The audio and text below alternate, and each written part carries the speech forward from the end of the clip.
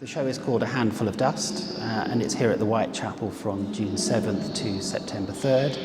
And when you come, you'll see a whole range of different kinds of photographic image. Some of them are vintage prints, some of them are by contemporary artists. You'll also see work from avant-garde magazines and journals, as well as videos and films.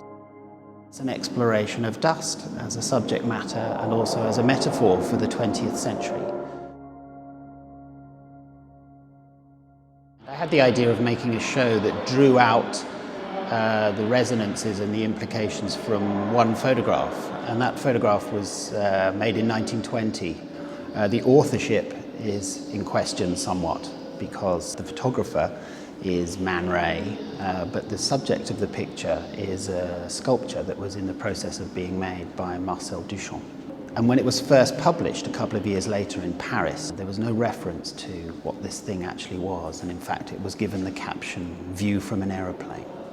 That's a great starting point for a show, and the idea was to draw out all of the different implications of that one photograph. So we move in the direction of abstraction, we look at dust as a material which is very photogenic. We look at forensic pictures, we look at landscapes, the aerial view, military pictures of landscapes. It's not just a show about great names.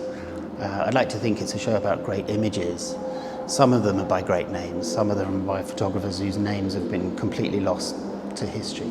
One of my favourites is a picture of Benito Mussolini's Lancia, which was discovered in a garage in Italy in 1955.